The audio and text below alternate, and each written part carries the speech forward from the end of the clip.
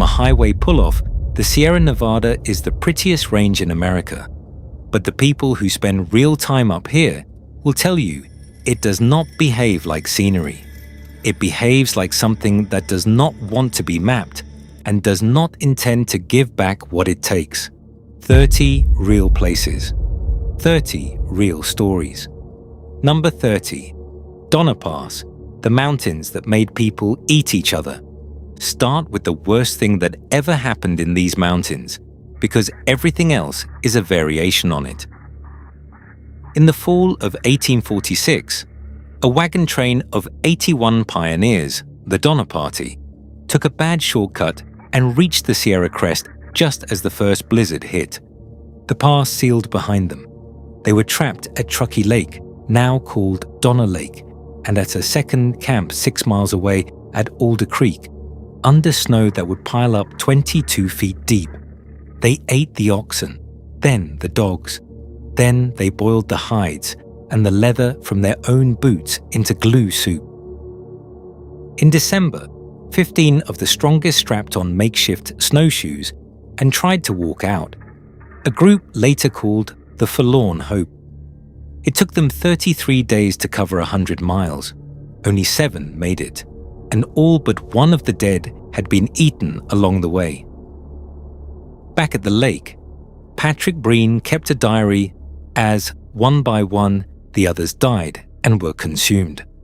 When the final relief party reached the camp in April 1847, they found one living man, Louis Keseberg, among human bones smashed open for the marrow. 36 of the 81 were dead. Here is the detail that will stay with you. The monument they built at the site has a base 22 feet tall, built that height on purpose to show how deep the snow was that winter. You stand at the bottom and look up at where the surface of the snow would have been. And above your head, that's where they were walking. The pass still closes today when the snow comes hard. The mountains did this within living memory of the country being founded, and they could do it again. Number 29. Bridal Veil Fall, the evil wind that collects souls. It's one of the most photographed waterfalls on Earth, a 617-foot ribbon of water that the wind catches and lifts sideways, so that on a gusty day, it seems to never touch the ground. The Awanichi people who lived in Yosemite Valley had a name for it, Pohono. It translates, depending on who you ask, as puffing wind or evil wind. And here the folklore turns genuinely dark. The story, as it's been passed down, is that Pohono is a malevolent spirit that lives in the midst of the fall. It lured a young woman gathering grass near the top by placing a mossy rock at the water's edge. She slipped, was swept over, and was never found. But that's not the chilling part. The legend says her spirit was then imprisoned in the fall and could only be freed once she lured the next person over the edge to take her place. One trapped soul, forever fishing for a replacement. Now the grounded part, and it's why the old story has teeth.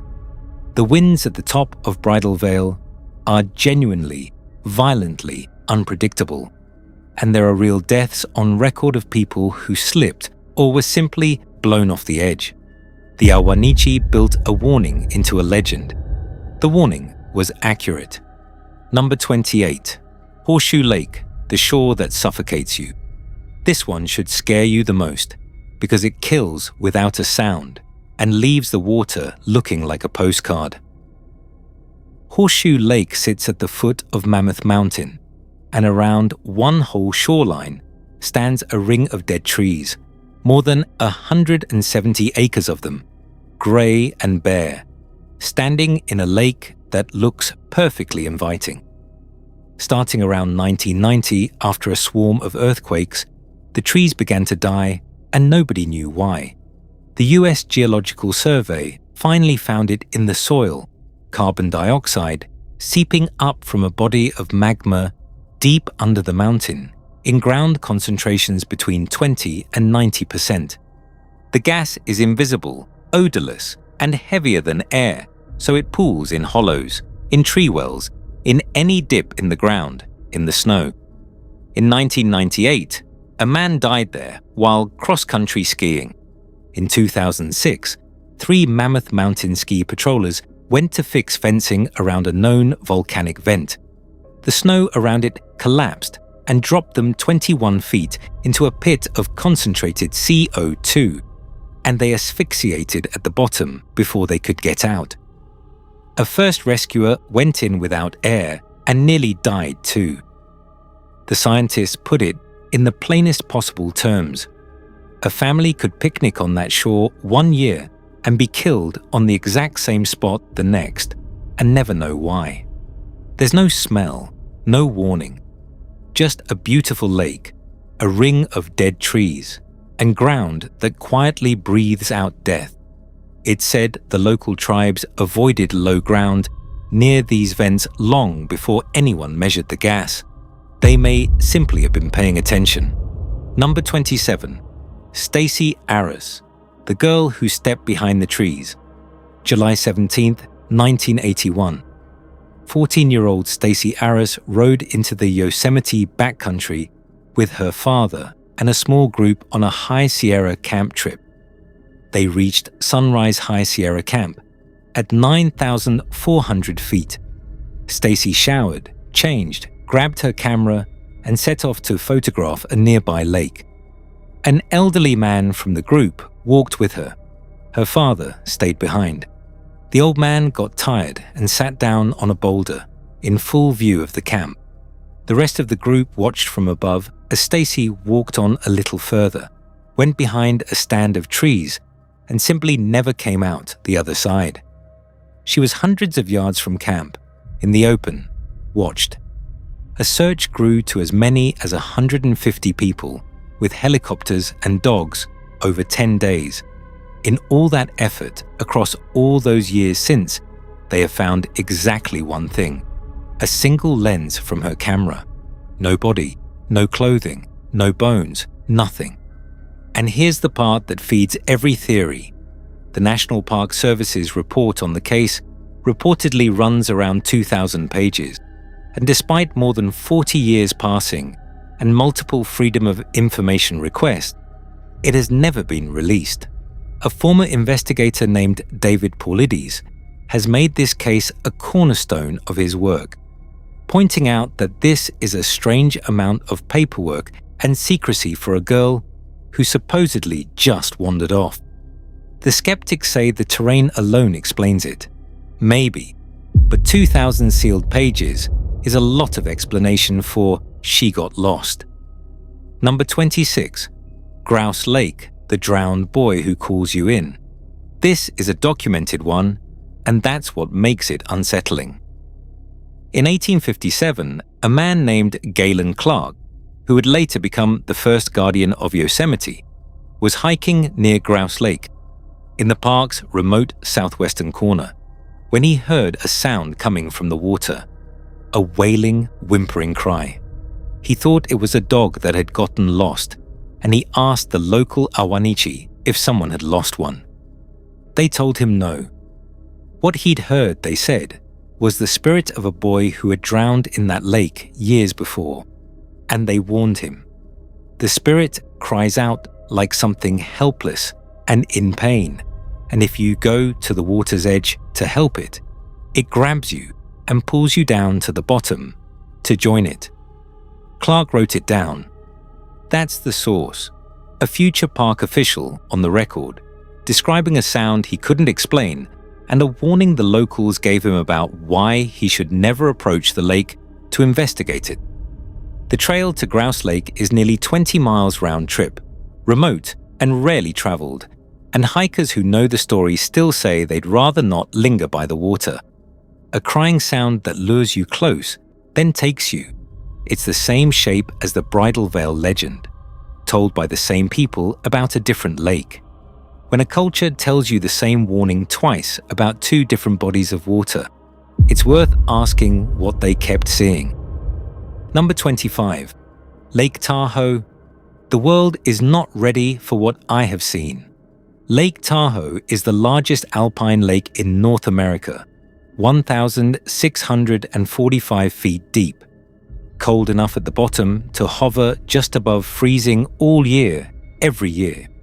The geologists have a word for the kind of basin it sits in: a graben. It's German. It means grave. Here's the real case that started the legend.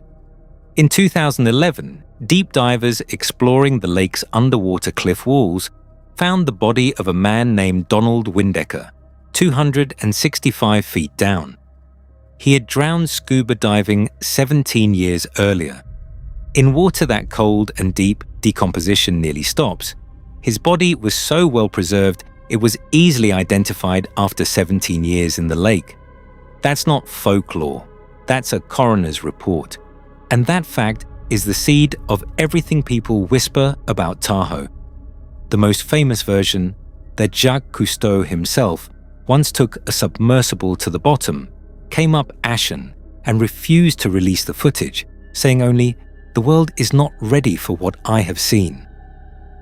Now, honesty's spine, there is no record Cousteau ever dove Tahoe, and that quote is almost certainly a myth. But the reason it spread and stuck is that the physics make it plausible. Bodies that go deep into Tahoe may never come back up. Locals tell of a mob dumping ground from the Reno casino days, of railroad workers from the 1860s, of the lost simply standing upright in the cold and the dark where no diver can reach them. The monster, Tahoe Tessie, is the fun version. The bodies are the version that keeps divers looking over their shoulders. Number 24. Matthew Green, the expert who did everything right. If you think the vanishings are all careless tourists, this is the case that ends that idea. Matthew Green was a school teacher from Pennsylvania and an experienced, careful, skilled climber in the best shape of his life. In July 2013, he set out from the Mammoth Lakes area toward the high peaks near the minarets. He told people roughly where he was going. He never came back. No fall was ever found. No gear, no body, no scrap of clothing, despite helicopter flyovers and teams checking the summit registers on peaks all across the range. He remains the only unsolved missing person case in the history of Mammoth Lakes, and the file is still open today. And then there's what his father did. Robert Green, 69 years old, overweight and out of shape, spent the following summer training so his body could handle the altitude, and then hiked nearly 700 miles through the mountains where his son disappeared. He climbed peaks Matt had climbed, stood on summits Matt had stood on, searched drainages the official teams had already given up on. He found nothing. A father walked 700 miles of the high Sierra looking for his boy, and the mountains gave back not one single thing. Experienced people are not supposed to just stop existing. Up here, they do. Number 23. Tenaya Lake, named for a man who watched his world die. High on the Tioga Road sits Tenaya Lake, one of the most photographed alpine lakes in Yosemite, ringed by pale granite domes. It's named for Chief Tenaya, the last leader of the Ahwahnechee people who lived in Yosemite Valley. The history is brutal and documented. In 1851, the Mariposa Battalion marched into the valley to force Tenaya's people out to a reservation. When they came back, Tenaya's youngest son was captured and killed. The story goes that when the soldiers told the chief they were honoring him by naming the lake after him, he was not grateful. He was said to be bitter because his people already had their own name for it, and naming it Tenaya was just the theft wearing a mask. 2 years later, Tenaya himself was killed, stoned to death in a dispute far to the east near Mono Lake. His people were scattered or died of introduced disease. The tribe, the settlers, called the Yosemites, a name that, it said, meant those who are killers, given to them by frightened neighbors, was gone.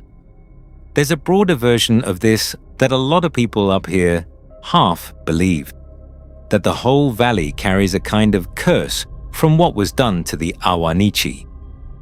The park's Grand Awani Hotel, named for the same lost people, was the visual inspiration for the Overlook Hotel in Stanley Kubrick's The Shining. Make of that what you will, but stand at Tenaya Lake knowing whose name it wears and why, and the postcard gets a cold edge to it. Number 22, the Pelotai Witches, the bucket full of snakes.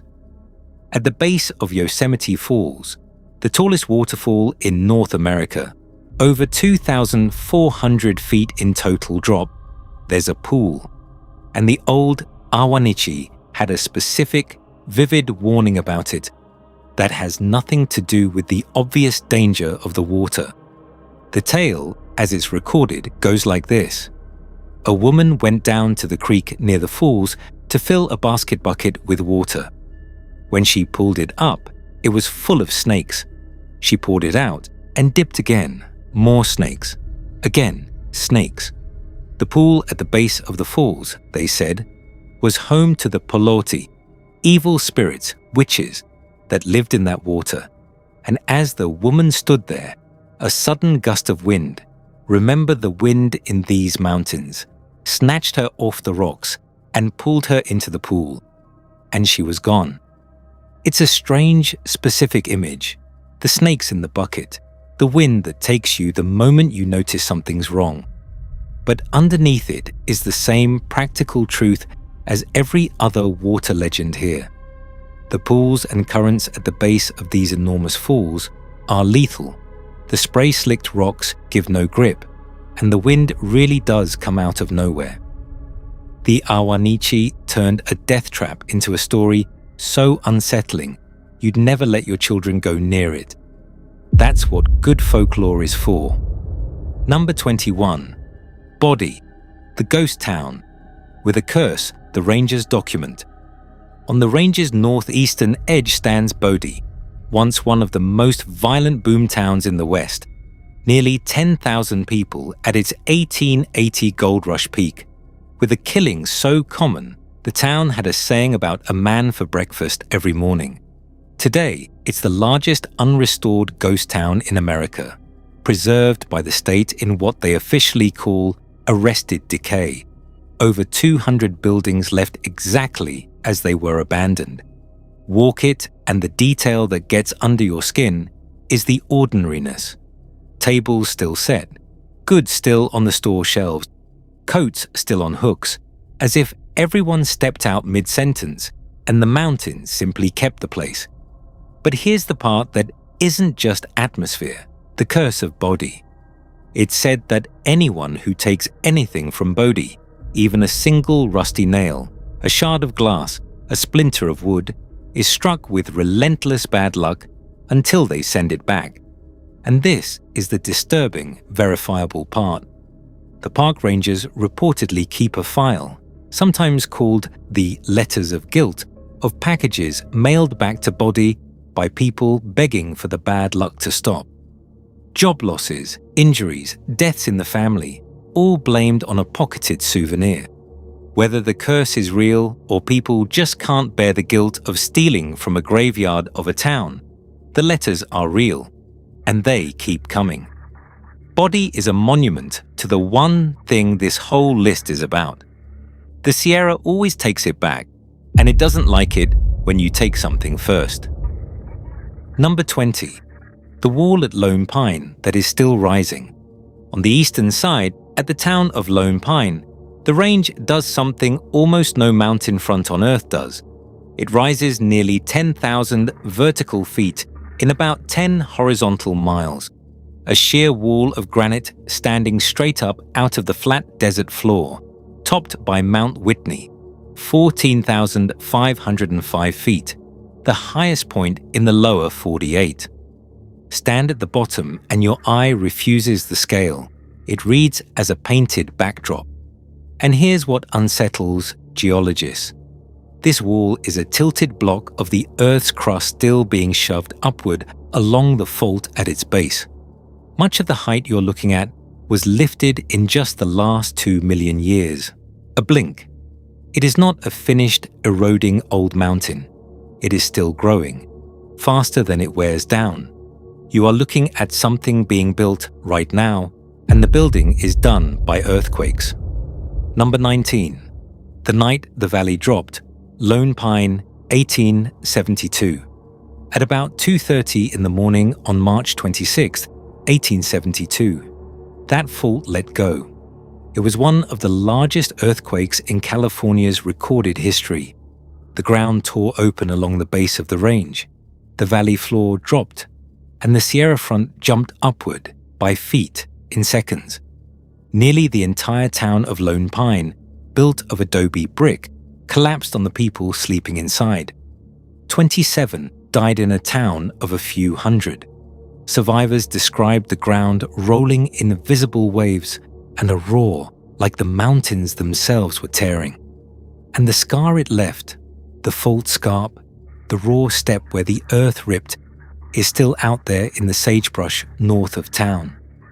You can walk up and put your hand flat on the exact line where the continent broke in the dark. The fault has not gone quiet. Geologists say it is not a matter of if, but when it does this again. Number 18. Yosemite's cliffs that fall out of a clear sky. The granite walls of Yosemite shed themselves. It's called exfoliation. The rock, released from the pressure it formed under miles underground, cracks off in curved sheets like the layers of an onion, with no warning and sometimes no trigger anyone can find. On July 10th, 1996, near Happy Isles, a slab of granite the size of a large building broke free from over 500 feet up. It fell so fast it hit the valley floor at around 260 miles an hour. And the air blast alone, just the wind it pushed ahead of itself, flattened roughly 1,000 trees and killed a man standing near the impact zone. It wasn't triggered by an earthquake or a storm. The rock simply chose that moment, after sitting solid for thousands of years. Rangers will tell you there is no defending against it. You can be on an established popular trail, in perfect weather, and the mountain can decide. It's a quiet reminder that the granite here isn't scenery you're safe to stand under. It's a countdown you can't see. Number 17. George Pencer, the man they knew exactly where to look for. Here's the detail that makes this one impossible to shake. In August 2011, George Pencer separated from his hiking group near the top of Upper Yosemite Falls. His group knew almost exactly when he went missing and almost exactly where. A tight time window and a tight location. The best possible starting conditions any search could ask for. It made no difference whatsoever. No trace of Pencer was ever found. Think about what that means. In this terrain, knowing the precise spot where a person was standing 1 hour ago is not enough to find them. The granite folds, the cliffs, the water, and that sound-swallowing silence close over the gap almost instantly. A known time, a known place, and still nothing. One more name on the list of more than 30 people who have vanished into Yosemite and never been found since records began in 1909. Number 16. Peter Jackson and the backpack that came back 3 years later. In 2016, Peter Jackson paid for a campsite near the White Wolf campground in Yosemite and never returned at the end of his reservation.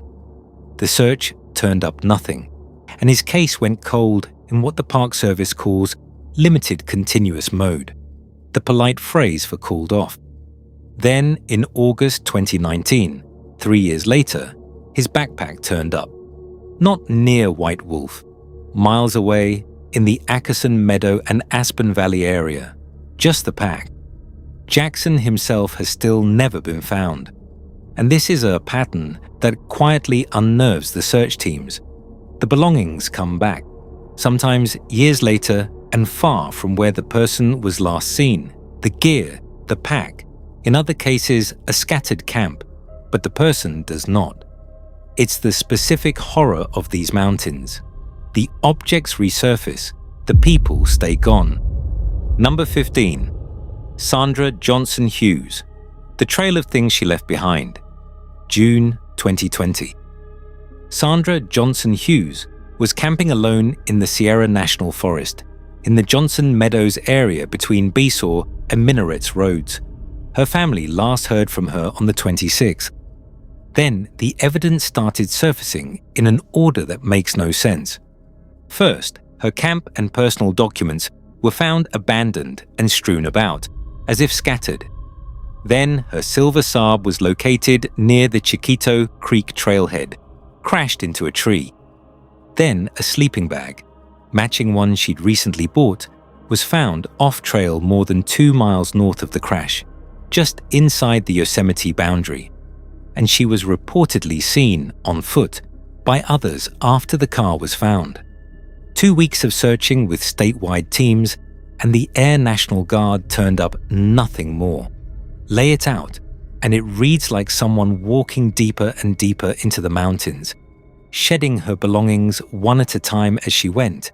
Camp, car, sleeping bag, each piece further in than the last, until there was nothing left to find. Whatever pulled her in, she went toward it, not away. Number 14. Joseph Brambilla. The Shortcut on Whitney, 2025. It still happens, and recently. In November 2025, 21-year-old Joseph Brambilla set out to summit Mount Whitney alone. He was last seen at Trail Crest, the high point of the trail, over 13,000 feet, at the top of the notorious 99 switchbacks, where the path climbs 1,800 feet in barely 2 miles. Another hiker said Brambilla had mentioned taking a shortcut, which they understood to mean he planned to glissade, to slide down the snow slope instead of taking the switchbacks. He vanished into the mountains' weather. It took a month of helicopter and ground operations, repeatedly beaten back by severe storms, to finally recover his body. He had suffered a significant fall and was carrying nothing that could identify him. Whitney is a lottery permit trophy peak, the most climbed high summit in the state, and that's exactly the trap. It looks conquerable. People treat a 14,000-foot mountain like an item on a checklist, and the mountain treats that confidence as an invitation. The shortcut down the snow is one of the most reliable ways it collects them. Number 13. Convict Lake, the Shootout, and the water babies underneath it. Convict Lake is almost unreasonably beautiful. Turquoise water in a box canyon under 12,000-foot Mount Morrison. Walls made of some of the oldest exposed rock in the whole range. But its name is a crime scene. In September 1871, a group of convicts who'd escaped the Nevada State Prison in Carson City fled here. Along the way, they murdered a young mail carrier named Billy Poor, who'd stumbled onto their camp. A posse cornered them at the lake. In the shootout, a Benton merchant named Robert Morrison and a mono-tracker known as Mono Jim were both killed. The convicts who survived were later caught and hanged. The peak above the lake was named for Morrison, the smaller one for Mono Jim. But the lake is far older than the shootout, and the Mono people called it Witsanap. The legend they attached to it, it said, is genuinely eerie.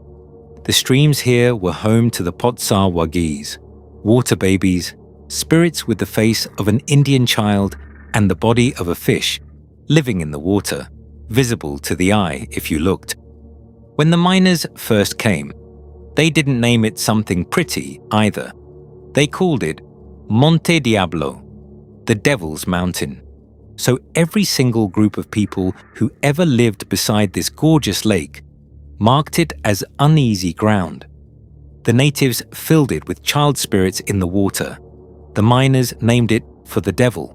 And then it earned a third dark name in a hail of gunfire. The prettiest lake in the Eastern Sierra has never once, in anyone's telling, been at peace. Number 12. The rivers that don't look like they can kill you. The Merced, the Kern, the Tuolumne, the great rivers of the range begin as innocent-looking snowmelt and become the most efficient killers in the Sierra. The water is barely above freezing and moving far faster than it looks, and cold that severe shuts your muscles down in minutes. In the summer of 2017, after a record snowpack made every river a torrent, 2 Pacific Crest Trail hikers drowned in separate Sierra River crossings just weeks apart.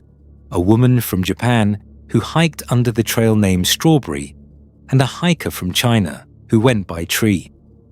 Neither was reckless. The rivers were simply higher, colder, and stronger than any map could warn them. This happens every single year to someone who stepped in to cool off or misjudged a crossing. And the rivers are the range's best secret keepers, which is why so many of the vanished are never found. Moving water doesn't just kill, it carries. It takes a person miles downstream from where they went in, tumbles away the evidence, and hides them in log jams and deep pools. Search teams know that a river crossing is often where a trail of clues simply ends. The water takes them, and the water keeps them. Number 11. The lakes nobody has ever mapped the bottom of. Glaciers left thousands of lakes scattered across the High Sierra, each one sitting in a stone bowl called a cirque, gouged out by ice. Here's the unsettling fact. Many of them have never been properly sounded. Nobody has ever mapped their depths.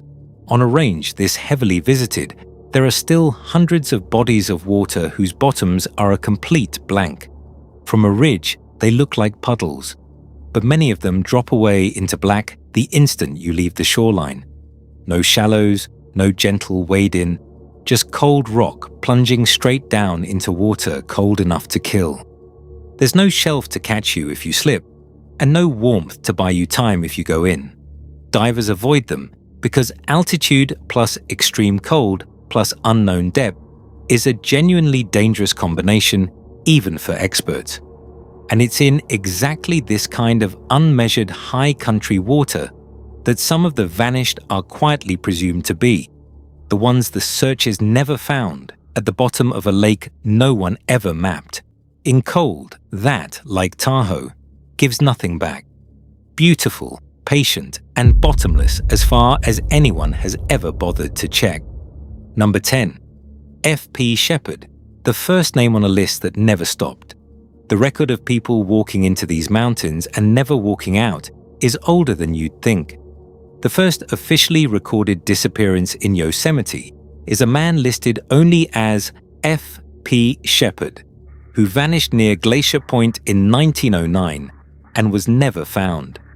Since Shepherd, more than 30 people reported missing in Yosemite alone have never resurfaced, one of the highest counts of open, unsolved missing person cases in the entire national park system, higher than the Grand Canyon, higher than the Great Smokies. They span more than a century.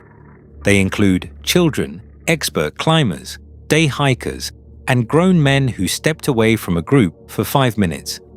Shepherd was just the first name on a list that, more than 100 years later, has never stopped growing. Number 9. The pattern the researchers fight about. Enough of these cases share strange features that a former lawman named David Paulides has spent over a decade cataloging disappearances on public land, and he points at Yosemite constantly. He claims a recurring pattern: search dogs that refuse to track or lie down and won't continue. Trained trackers who can't find a single footprint, victims who vanish near water or granite boulder fields, and a park service that blocks access to the case files. He said on the record that more than 50 people may currently be unaccounted for in the park. Now the honest counter, because we keep it honest. Skeptics argue the terrain alone explains all of it: the cliffs, the rivers, The boulder fields, the sound swallowing silence, the sheer scale of trackless wilderness. No pattern, just a very large and very unforgiving landscape. That's almost certainly most of the truth. But there's one fact neither side disputes, and it's the one that keeps the whole argument alive. Stacey Arris's 2,000-page file is still sealed, 40 years on, and the Park Service has fought to keep it that way. Whatever the explanation is, somebody with a badge decided the public shouldn't read it. Silence like that is its own kind of answer. Number 8. The turned around when the mountain moves the trail. Here's the soft attributed one, the thing hikers say, not the thing the record proves. In certain drainages, certain granite basins, experienced people report getting badly turned around, in ground they know well. The trail they walked in on isn't where they left it. Their sense of direction, reliable for 30 years, just quietly fails, and they describe a specific disorientation that doesn't feel like ordinary being lost. The skeptic's answer is clean and probably right. Fatigue, thin air at altitude, and the way uniform granite country erases the landmarks your brain uses to navigate. Above the tree line, one white dome looks exactly like the next, and your mental map has nothing to grab onto. That explains most of it. But the accounts are strangely consistent, across decades, across people who never met and never read each other's stories. Always the same details. The compass that feels wrong. The trail that isn't where it should be. The growing certainty that the mountain has quietly rearranged itself behind you. The old-timers don't say you got lost. They say the mountain moved the trail. They don't mean it as a metaphor.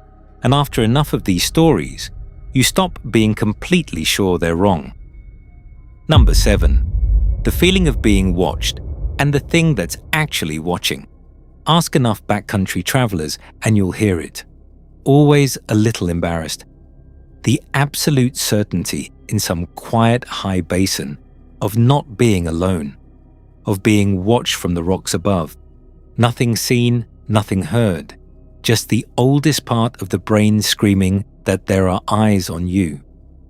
The rational read is that deep solitude and total silence and thin air do strange things to a social animal's mind. Probably true. But here is the part that is absolutely not folklore. This is prime mountain lion country. Lions watch people deliberately, patiently, for long stretches, and are almost never seen doing it. Wildlife researchers have confirmed with tracking collars that a lion will pace a hiker for a mile from cover, and the hiker never has the faintest idea. A person can be studied by a large predator for an hour and walk out believing nothing happened. So in the Sierra, that primal watched feeling is not always your imagination misfiring in the quiet. Sometimes it is your oldest instinct working exactly as designed, telling you the truth, that something is up in the rocks, and it has been watching you decide where to camp. You just never get to see it. Number 6. The bristlecones, the witnesses that have seen everything. On the dry ridges of the White Mountains, on the eastern rim of the Sierra world, grow the Great Basin bristlecone pines, the oldest individual living things on the entire planet. One tree, named Methuselah, is over 4,800 years old. It was already 1,000 years old when the pyramids were built. The single oldest of them is older still, and its location is kept a strict secret to protect it from the one predator that could kill it: people. They survive by growing so slowly in soil so poor that they twist into grey, half-dead, driftwood-like sculptures, more sculpture than tree. And here's why they belong on this list. These trees record the world in their rings. Every drought, every fire, every earthquake, year by year, for nearly 5,000 years. The landscape here has a written memory longer than every human civilization combined. Think about what that means, standing on that ridge. There are living things up there right now that were already ancient before anyone we have any record of ever walked into these mountains. And they have silently logged every dry year, every quake, every winter, the whole time. They watched the Arwanichi arrive and watched them driven out. They were standing when the Donner Party starved. The Sierra doesn't forget anything that happens to it. It just grows another ring, and it never tells you what it knows. Number 5. Hetch Hetchy, the drowned twin nobody talks about. There was a second Yosemite Valley, and most Americans have never heard its name. Hetch Hetchy, from the Miwok word for a kind of edible grass, was, by the accounts of the people who saw it, nearly the equal of the famous valley. The same soaring granite walls, the same waterfalls, the same meadows. John Muir called it a mountain temple and spent the end of his life fighting to save it. He lost. In 1923, it was dammed and deliberately flooded to supply water to San Francisco, 200 miles away. An entire valley, cliffs, meadows, oak groves, ancient trails, sacred Miwok sites, was drowned under a reservoir. The granite walls still rise above the waterline. Everything below is down there in the cold, dark, deep water, preserved and permanently out of reach. And it was near here, in the Tiltil Valley just northeast of the reservoir, that a hiker named Stephen Fashry vanished. One more unsolved Yosemite case with no ending. So there is a whole lost Yosemite in these mountains. A place people walked and lived in and worshipped in for thousands of years, now sealed underwater so a city could drink. When the reservoir level drops in a drought, the tops of the drowned landscape start to reappear, a preview of a valley the mountains swallowed on purpose. It's the perfect emblem of this whole range, something magnificent, hidden underwater that most people don't even know is gone. Number 4. Devil's Postpile, the wall that looks built by something. West of Mammoth, in the Reds Meadow Valley, stands a wall of stone your brain flatly refuses to accept as natural. Thousands of tall, straight, mostly six-sided columns of dark basalt packed together like the pipes of a colossal church organ, some of them 60 feet tall, standing in perfect vertical ranks. It is entirely natural. It's the cooled remnant of a lava flow that cracked into near-perfect geometry as it slowly hardened, then had its top sheared off and polished glass smooth by a passing glacier, so that the top of the formation looks like a tiled floor laid by a mason. The science is solid and known, but that's precisely why it belongs here. The Sierra does this again and again, produces something so ordered, so deliberate-looking, that every instinct in you insists a mind made it, that no blind natural process could be this exact. People stand at the base of the postpile and feel it, the wrongness of perfect geometry in a wilderness. It's a small, safe dose of the exact feeling that runs under this entire list, the sense that these mountains are not the random scenery they pretend to be, that something here is more organized, more intentional than a pile of rock has any right to be. Number 3. The minarets, where the rock is built to keep a body. Come back to where Matthew Green disappeared.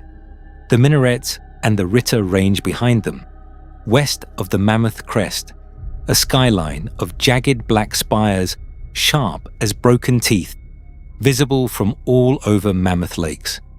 They are the most dangerous-looking mountains in the entire Sierra, and unlike almost everything else here, they are exactly as dangerous as they look.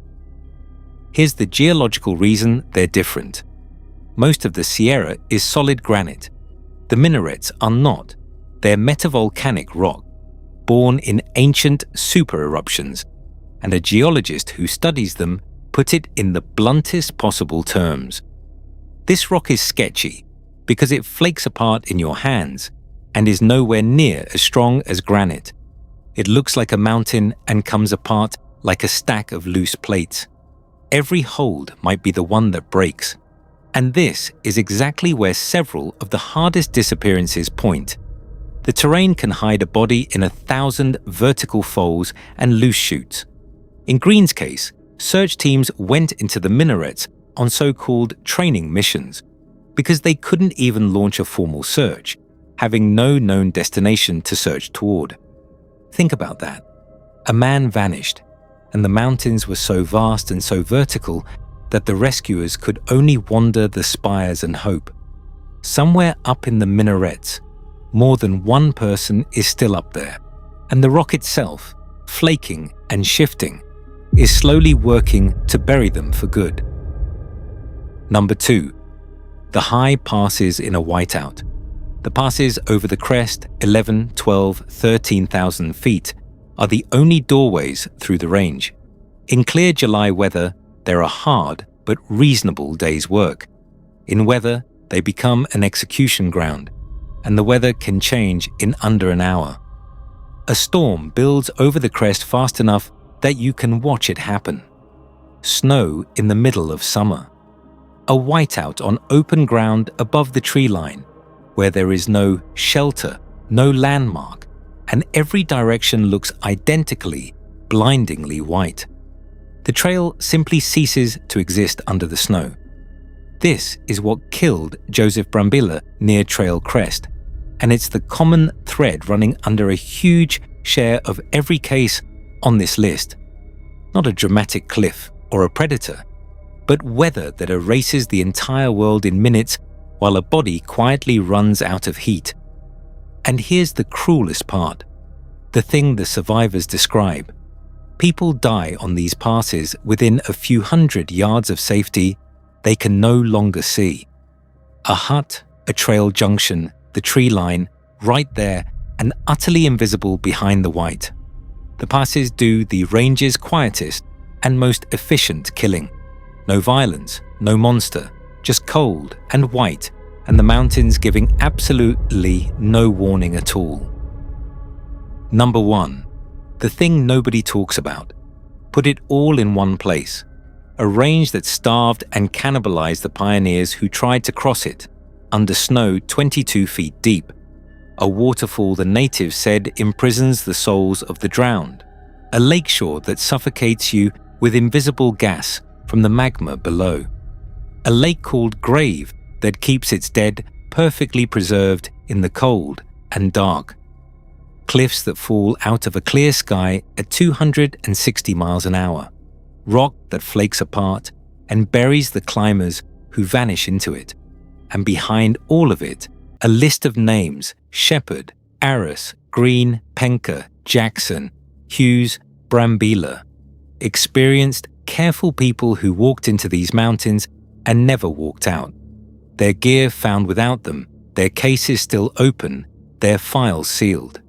And here's the honest part, because we keep this honest. Every single item on this list has a name and a scientist who can explain it. The fault, the carbon dioxide, the cold water, the flaking metavolcanic rock, the whiteouts, the rivers, the exfoliating granite. None of it is supernatural.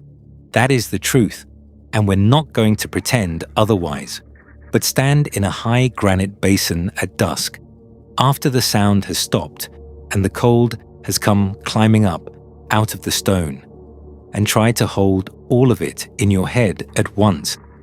The mountains that are still rising, the water with no measured bottom, the ground that kills without a sound, the bristle cones that have watched every single thing that ever happened here, and the people who are still up here somewhere that the range has simply never given back.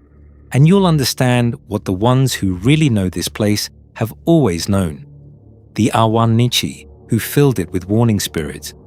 The miners, who named its lakes for the devil. The search teams, who go home empty-handed.